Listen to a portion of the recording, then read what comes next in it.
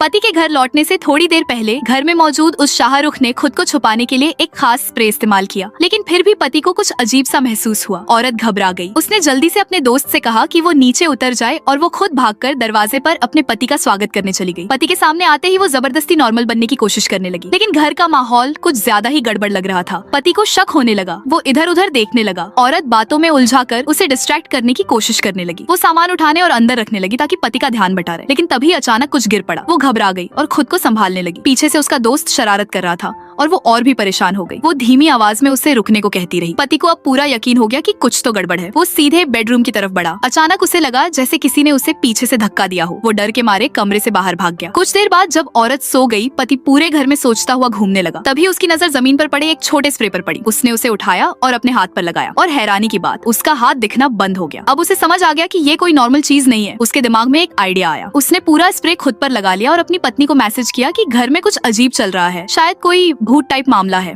उसने कहा कि किसी जानकार को बुलाना पड़ेगा। मैसेज पढ़कर वो और भी घबरा गई। उसने अपने दोस्त को जल्दी से नहाने के लिए भेज दिया। जब वो बाथरूम में था, पति चुपचाप अंदर गया और चालाकी से उसे फिसलाकर गिरा दिया। वो बेहोश हो गया। फिर उसने बाथरूम में रखी कुछ तेज मिर्च और पानी मिलाकर एक कप तैयार कर दिया और एक तौलिया भी वहीं रख दिया। जब वो होश में आया, उसने वही पानी और तौलिया इस्तेमाल कर लिया और तभी उसकी हालत खराब हो गई। आंखों और चेहरे पर जलन शुरू हो गई। उसी समय औरत भी भागती हुई आई। उसने भी वही पानी उठाया और गलती से अपने चेहरे पर लगा लिया। अब दोनों परेशान होकर चिल्लाने लगे। तभी अचानक बेडरूम में रखा स्मोक स्प्रे चालू हो गया। धुआं उठा और पति का शरीर दिखाई देने लगा। अब दोनों को समझ आ गया कि असली खेल क्या है। पति मुस्कुराया। उसने तुरंत एक बड़ा बोरा उठाया। उसने दोनों को उसी बोरे में बैठाया ताकि वो भाग न सके और उन्हें बाहर कूड़ेदान के पास छोड़कर चला गया।